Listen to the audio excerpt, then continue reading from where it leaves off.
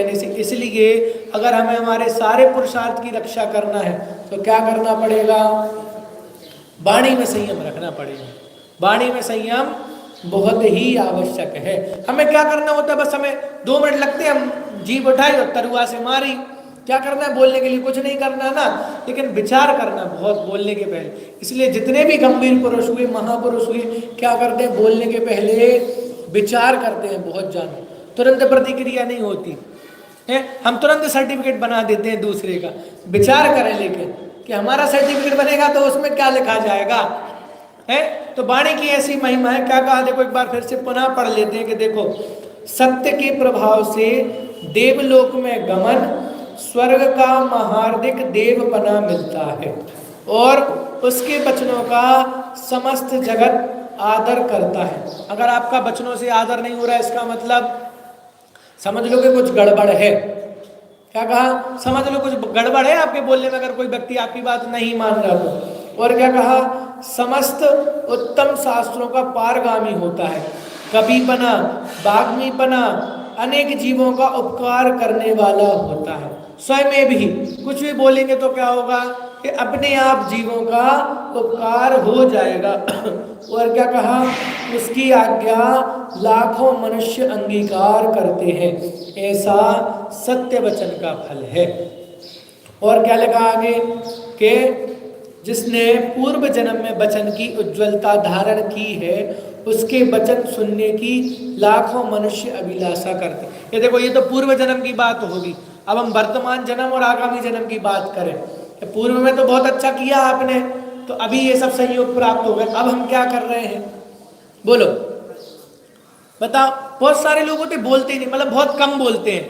फालतू चीजों से मतलब नहीं, मौन रहेंगे, मौन रहना पसंद करेंगे, फालतू बकवास नहीं करेंगे है। और बहुत सारे लोग होते हैं कि चुप ही नहीं होते हैं।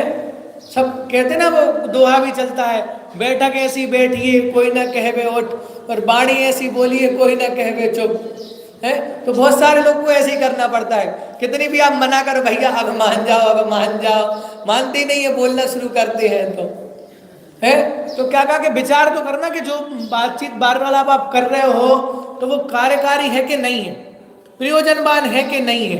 तो क्या कहा कि जिसने पूर्व जन्म में वचन की उज्ज्वलता धारण की है, उसके वचन सुनने की लाखों मनुष्य अभिलाषा करते हैं। तो पूर्व में तो आपने अच्छे काम किए, पुण्य का उदय है, अच्छे सहयोग मिल गए, अभी भी आपकी बात अच्छी सुन रहे, लेकिन अब आप क्या कर रहे हो, ये निर्भर करेगा आपका भविष्य।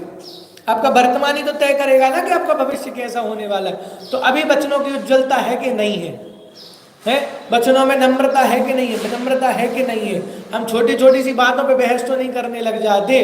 तो क्या लिखा कि वचन लाखों मनुष्य अभिलाषा करते हैं, चाहते हैं कि यह हमसे बोले तो हम कृतार्थ हो जावे। यह सब सत्य वचन का ही प्रभाव है। एकमात्र किससे होगा? कि मात्र सत्य वचन से ही होगा। तो इस प्रकार से हमने क्या देखा कि असत्य वचन है उसको त्याग करने की प्रेरणा दी। और असत्य वचन में क्या क्या आ जाएगा कि कुवचन बोलना आ जाएगा, चुगली करना आ जाएगा, विकथा आ जाएगी, आत्म प्रशंसा आ जाएगी, पराई निंदा। ये सब क्या है कि असत्य का परिवार है। तो असत्य को त्याग करना। और क्या कहा कि भाई, और क्या होगा कि अनेक रोग होंगे। भाई जिससे आप पाप करोगे ना, जिस चीज से आप पाप करोगे तो उसी अंग में आपको पाप का उदय भी आएगा। तो प्रत्यक्ष में देखे भी जाते हैं बहुत से लोग। और क्या कहा कि सत्य करोगे, सत्य धारण करोगे तो अब क्या होगा कि उत्तम प्रभाव होगा, आपकी आज्ञा बहुत सारे लोग पालन करेंगे। और क्या होगा, सबसे बड़ी चीज, आपको भयवान नहीं रहना पड़ेगा, मायाचारी नहीं होना पड़ेगा, निराकुल जीवन रहेगा। सत्य कहोगे ना, सत्य कहोगे, बात किसी को समझ में नहीं आएगी, बाद में समझ में आएगी, लेकिन आपको दोगला नहीं होना पड़ेगा कि अभी बात कह दी, अब उस बात को याद रखो, फिर आगे जाके वो बात कहेंगे।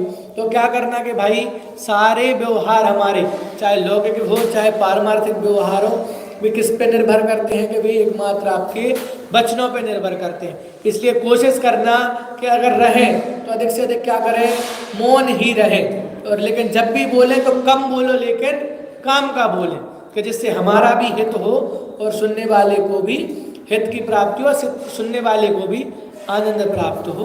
ओम नमः शिवाय।